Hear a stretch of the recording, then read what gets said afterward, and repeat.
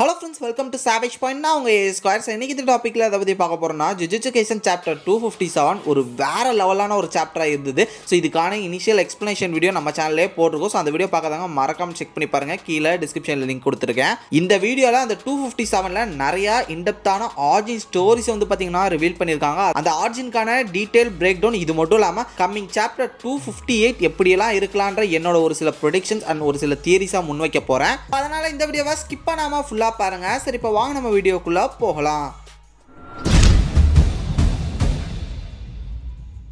கோஜோவோட பேட்டிலுக்கு அப்புறம் தொடர்ந்து இந்த ஜுஜுட்சு கைசனில் பேட்டில் ஃபோக்கஸ்டாக போயிட்டு இருந்த இந்த ஒரு சுச்சுவேஷனில் இப்போ ரீசெண்டாக வந்திருக்கக்கூடிய சாப்டரில் ஓரளவு கொஞ்சம் ஸ்டோரிக்கு வந்து முக்கியத்துவம் கொடுத்துருக்காங்க. அப்படி அதில் என்ன சொல்லியிருக்காங்கன்னா, சுகுனாவோட பார்ட் ஆஃப் ஆர்ஜின் வந்து நமக்கு ரிவீல் பண்ணியிருக்காங்க. அவர் அவங்க அம்மா வயிற்றுல குழந்தையா இருக்கும் போதே வந்து பார்த்தீங்கன்னா அவர் கூட ஒரு ட்வின் பிரதர் இருந்திருக்காரு. இது மட்டும் இல்லாமல் அந்த டைமில் அவருக்கு அதிக பசி எடுத்தாருன்ற காரணத்தினால அவங்க அம்மா வயிற்றுக்குள்ளே இருக்கக்கூடிய அவங்களோட ட்வின் பிரதரே இவர் சாப்பிட்டுட்டு அவரை கொன்று தான் இவர் வந்து பிறந்திருக்காரு அப்படின்ற ஒரு விஷயத்த சொல்லியிருப்பாரு. இது மட்டும் இல்லாமல் லேட்டரா அவரோட ட்வின் பிரதரோட சோல் கெஞ்சாக்கு கிட்ட கிடைச்சிருக்கும். இதன் மூலமா ஜின்னிட்டாதோரியை வந்து இதை பொசஸ் பண்ண வச்சு அதுக்கப்புறம் ஒரு ப்ராப்பரான வெசல் சுகுனாக்கு கிரியேட் பண்ணணும் சொல்லி தான் வந்து பார்த்தீங்கன்னா யூஜியை வந்து இவர் உருவாக்கியிருக்காரு அப்படின்ற விஷயத்த நம்ம சுகுனா ரிவீல் பண்ணியிருப்பாரு.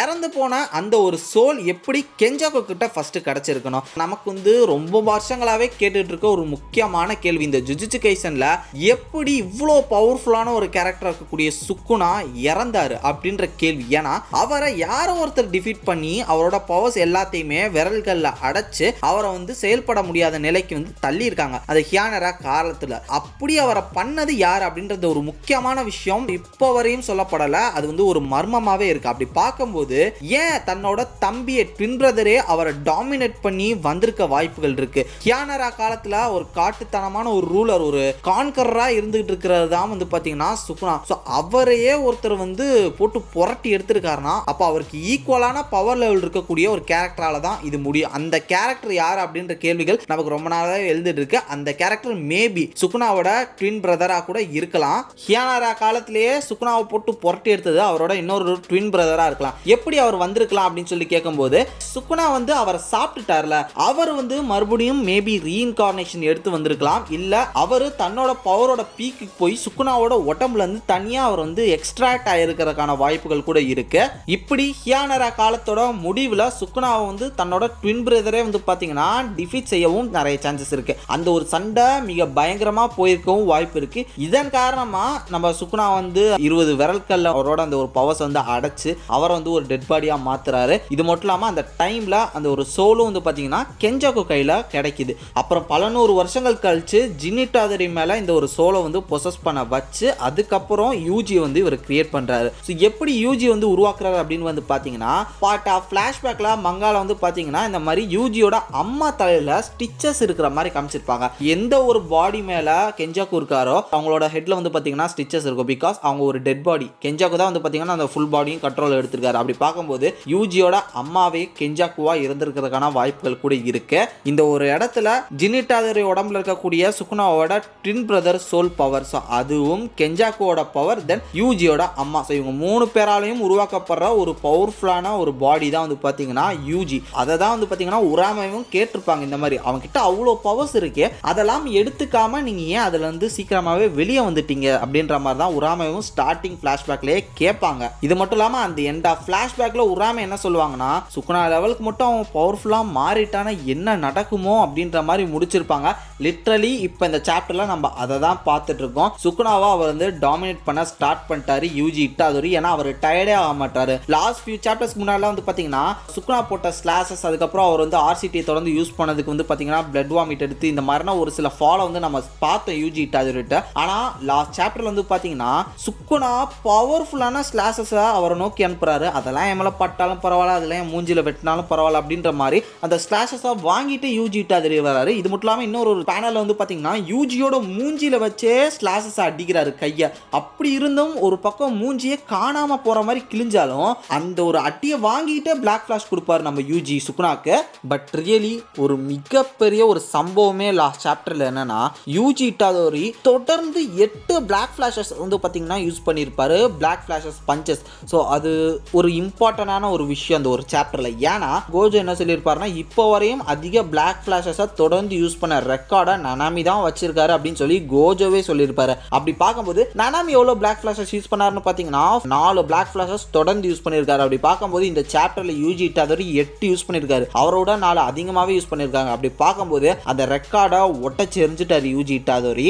ஆக்சுவலா இந்த ட்வின் பிரதர் வந்து யூஜி அப்படின்ற இந்த ஒரு சில தியரிஸ்லாம் வந்து பார்த்தீங்கன்னா 2-3 மாசங்களுக்கு முன்னாடியே வந்தது. சோஷியல் மீடியால வைரலா பரவன ஒரு விஷயம். ஆனால் அது வந்து கம்மிங் சாப்டர்ல வரல, அது போய் போல அப்படின்ற மாதிரி நம்மளாம் நினைச்சுக்கிட்டோம். ஆனால் அது இப்போ நடக்குது. அதே மாதிரி இன்னொரு முக்கியமான தியரியும் நடக்கிறதுக்கான வாய்ப்பு இருக்கு. அது என்னன்னா யூஜியோட டொமைன். ஏன்னா இதுவும் கிட்டத்தட்ட ஒரு 2-3 மாசங்களாவே ஒரு கான்ட்ரவர்சியலா போயிட்டு இருக்கக்கூடிய ஒரு விஷயம் தான். அது என்னன்னா யூஜி இட்டாதோரியோட டொமைன் வந்து பார்த்தீங்கன்னா ஒரு பாக்ஸிங் கேஜுக்குள்ள இருக்கிற மாதிரியான ஒரு டிசைன்ல இருக்கும்.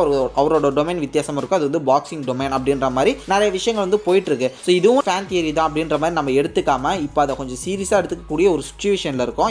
ஏன்னா ஆல்ரெடி அந்த ஒரு தியரி வந்து இப்போ நடந்துருச்சு. மேபி இந்த தியரி கூட நடக்கிறதுக்கான சான்சஸ் இருக்கு. ஏன்னா இப்போ வரையுமே யூஜியோட டொமைன் என்னன்றது நமக்கு வந்து தெரியப்படுத்தலை. இவர் டொமைனே யூஸ் பண்ணாமல் சுக்குனாவை இப்படி போட்டு புரட்டி எடுக்கிறாருன்னா, இவர் டொமைன்லாம் யூஸ் பண்ண ஆரம்பிச்சாருன்னா யோசிச்சு பாருங்க. இப்போ பிளாக் ஃபிளாஷஸ் யூஸ் பண்ணுறாரு, பிளட் மேனிபுலேஷன் பண்ணுறாரு. தென் இது மட்டும் இல்லாமல் சுக்குனா மாதிரியே ஸ்ட்ரெயின் பவரையும் யூஸ் பண்ணுறாரு. சுக்குனாவோட கர்ஸ் டெக்னிக்கும் இப்போ இவர்கிட்ட இருக்கு. ஸோ இவரும் இப்போ அவரோட பவர்ஸ் வந்து கொஞ்சம் கொஞ்சமாக அன்லீஷ் பண்ணிட்டு இருக்காரு. என்ன ப்ரோ அதுக்குன்னு சுக்குனா வந்து டம்மியா? அவர் எவ்வளோ அடியை தாங்குறாரு. நீங்கள் கொஞ்சம் நினச்சி பாருங்க. கோஜோட இறப்புக்கு அப்புறம் எத்தனை சாசர்ஸ் வந்து அவரை போட்டு புரட்டி எடுத்துருக்காங்க. இப்போ வரையும் வந்து பார்த்தீங்கன்னா அவர் டயர்டான மாதிரியும் தெரில, அவர் டிஃபீட் ஆன மாதிரியும் தெரில. பட் அவர் வந்து இன்னும் அடிச்சுக்கிட்டே தானே இருக்காரு, சமாளிச்சுக்கிட்டே தானே இருக்காரு அப்படின்னு நீங்கள் கேட்கலாம். எஸ், அது நடந்துக்கிட்டு தான் இருக்கு. பட் இது இன்னும் எத்தனை காலத்துக்கு அப்படின்றது வந்து இப்போ நமக்கு வந்து ஒரு கேள்விக்குறியா இருக்கு. ஏன்னா யூஜி ஒரே இடத்துல வந்து குத்துறாரு. லைக் அவரோட விழா எலும்பையே வந்து பார்த்தீங்கன்னா பார்த்து அடிக்கிறாரு. அவரோட செஸ்ட் இல்லைனா அவரோட பேக் சைடு குத்திக்கிட்டே இருக்க அதே இடத்துல தான் வந்து பார்த்தீங்கன்னா பிளாக் ஃபிளாஷஸ் வந்து அவர் தொடர்ந்து யூஸ் பண்ணிட்டு இருக்காரு. ஸோ இங்கே யூஜி அவரோட பவர்ஸ் எல்லாம் வந்து பார்த்தீங்கன்னா இங்கே அன்லாக் பண்ணி ஒரு மிகப்பெரிய மான்ஸ்டராகவே இங்கே யூஜி மாறிட்டு இருக்காரு. இதை தாண்டி சுக்குனா மறுபடியும் ஹியானரா காலத்துக்கு போனாலுமே இங்கே ஸ்டில் இப்போ யூஜிக்குமே வந்து பார்த்தீங்கன்னா ஒரு மிகப்பெரிய ஒரு அப்கிரேட் இருக்க தான் போகுது அவரோட பவர்ஸில். அவரும் ஒரு சில முக்கியமான ஃபார்முக்கு வந்து பார்த்தீங்கன்னா கம்மிங் சாப்டர்ல போக தான் போறாரு. இது வந்து இந்த சாப்டர்லேயே நமக்கு தெரிஞ்சிருச்சு. அவர் வந்து மாஸ் காட்ட ஆரம்பிச்சிட்டாரு. கம்மிங் சாப்டர்ல யூஜி வந்து பார்த்தீங்கன்னா சுக்குனாவை வச்சு செய்ய போறாரு. ஸோ இப்போ அவங்களோட பேட்டில் எப்படி போகுது அப்படின்றத ஒரு முக்கியமான விஷயம். இதை தாண்டி கம்மிங் சாப்டர்ல கண்டிப்பாக இன்னும் ஒரு சில முக்கியமான ஃபிளாஷ்பேக்கை பற்றி இவங்க ரிவீல் பண்ணுறதுக்கான வாய்ப்புகள் இருக்கு. லைக் சுக்குனா எப்படி டிஃபீட் செய்யப்பட்டாரு, சுக்குனாக்கும் தன்னோட ட்வின் பிரதருக்கும் என்ன சம்பந்தம், இது மாதிரியான நிறைய முக்கியமான விஷயங்கள் இன்னும் இருக்கு. அதை கம்மிங் சாப்டர்ஸ்ல மேபி அதை ஃபிளாஷ்பேக்காக இதே மாதிரி அவங்க ரிவீல் பண்ணால் நல்லா இருக்கும். இப்போ வரையுமே அடுத்த சாப்டருக்கான முக்கியமான ஸ்பாயிலர்ஸ் எதுவுமே லீக் ஆகல சோஷியல் மீடியாவில். ஏன்னா இப்போ தானே ரீசெண்டாக 257 வந்திருக்கு. அதனால சோஷியல் மீடியா வந்து இப்போ 257லேயே கொஞ்சம் ஃபயராக போயிட்டு இருக்கு. பட் கண்டிப்பாக இன்னும் 2-3 நாட்களுக்குள்ள வந்து பார்த்தீங்கன்னா அந்த ஸ்பாயிலர்ஸ் கிடைச்சிடும். அதை தொடர்ந்து கமிங் வீக் தேர்ஸ்டே வந்து பார்த்தீங்கன்னா அகைன் சாப்டர் வந்துடும். ஸோ வெயிட் பண்ணி பார்ப்போம். இந்த வாரம் வேற பிரேக் இல்லை, அதனால தொடர்ந்து சாப்டர் மலையெல்லாம் நம்மளை நோக்கி வந்துகிட்டு இருக்கு. சும்மா வச்சு விளாசுவோம். இதெல்லாம் நீங்கள் தொடர்ந்து பார்க்கணும் அப்படின்னு நினச்சிங்கன்னா மறக்காமல் நம்ம சாவேஜ் பாயிண்ட் சேனலை சப்ஸ்கிரைப் பண்ணி அந்த பெல் ஐக்கானை ப்ரெஸ் பண்ணிங்க. அப்போ தான் இதே மாதிரி தொடர்ந்து நிறைய இன்ட்ரெஸ்டிங்கான கண்டென்ட்ஸ் நீங்கள் பார்க்க முடியும். சரி, ஓகே ஃப்ரெண்ட்ஸ், அடுத்த ஒரு இன்ட்ரெஸ்டிங்கான வீடியோவில் நாளைக்கு வந்து மீட் பண்ணுறது வரையும் tata bye, take care from A Square.